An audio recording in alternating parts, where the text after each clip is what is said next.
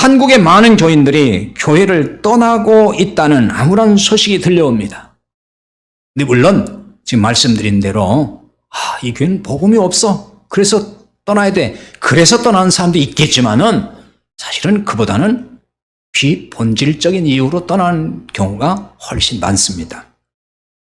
이미 교회를 떠나 가나안 교인이 된 사람들이 최소 150만에서 200만 명쯤 될 것이다. 어떤 전문가들이 그렇게 얘기를 하더라고요. 저희 가나안 신자 있잖아요. 교회 떠난 사람들. 그렇다고 이들이 모두 예수를 떠난 건 아니라 이런 말을 합니다. 이 사람들이. 우린 교회를 떠났지 예수를 떠난 게 아닙니다. 그러니까 교회라는 제도권을 떠났지만 그리스도인임을 우리는 포기하지 않았다. 이렇게 말을 해요. 그러니까 이 말은 뭐냐면 기존 교회의 제도권 교회에 실망했다는 거죠. 더 이상 우리는 나갈 수가 없게 됐다. 너무 실망이 크다. 예수님에게 실망한 것이 아니라는 얘기예요. 그러니까 예수님에게 실망한 게 아니라 목사에게 실망하고 교인들에게 실망했다. 그래서 우리는 교회로 돌아가지 않는다. 이게 가나안 신자들이에요. 자, 왜 실망하게 된 것일까요?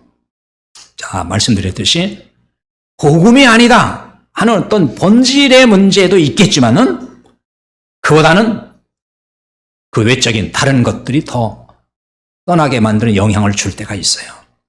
대부분 이제 이런 것이 많죠. 예를 들어 목사의 비리, 목사가 부도덕해요. 또 교권주의에 빠져 있어요. 혹은 불투명한 교회 운영, 교회 운영이 너무 엉터리예요.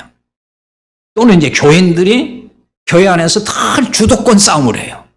교회가 늘 갈라져 있고 서로 이패 저패 나뉘어 있고 그리고 직분은 계급화되어 있고 그 직분은 높낮이가 되어 있어요. 다. 담임 목사가 제일 높은 사람, 그 다음에 장로가 높은 사람, 그 다음에 권사가 높은 사람. 예를 들면 계급화되어 있고 부자와 가난한 자가 차별을 받아요. 부자가 오면 엄청 대접해주고 알아주고 알아서 챙겨주고 가난한 자는 제대로 챙겨주지도 않고 알아서 하라는 식이 돼버리고요.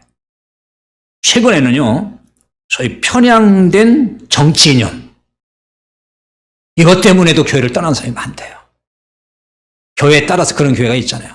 그렇지 않은 교회가 더 많긴 하지만은 또 젊은이들이 많이 떠나잖아요. 지금 젊은이 떠난 이유가 여러 가지가 있는데요. 지금 말씀드렸던 이런 요인들이 다 포함되면서 또 한 가지가 뭐냐, 도대체가 소통하기가 어렵다. 교회는 젊은 사람들이 소통하기 너무 힘들다는 거, 답답하다는 교회에서 얘기를 하면은.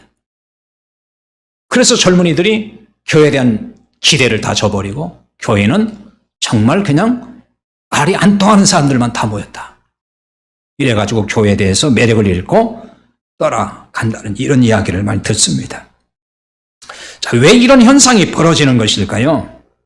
딱 한 가지로 설명하기는 어려운 여러 이유, 다양한 이유들이 있습니다. 근데 이것도 본질에 돌아가서 보면은 복음의 실종입니다, 사실은. 복음이 사라진 데서 오는 현상이에요. 그러니까 복음이 사라지고 복음이 실종되니까 복음적 가치관이 없는 거예요. 그러니까 사람들이 교회에 오면은 앞서 언급한 여러 문제들이 그게 다 드러날 수밖에 없는 걸 다 보는 거예요. 자, 복음이 충만하고 복음의 능력에 따라 살고 복음적 가치관에 의해서 살아가는 사람들이 교회 안에서 뭐 비리를 저지를 수 있고 부정을 행할 수 있고 뭐 계급화가 될 수 있고 아니면 뭐 패싸움을 하고 막 갈라서고 갈등하고 그럴 이유가 있을까요? 복음의 능력이 있는데, 복음이 있는데, 복음은 그렇게 만들어지나요? 그렇게 만드냐고, 교회를.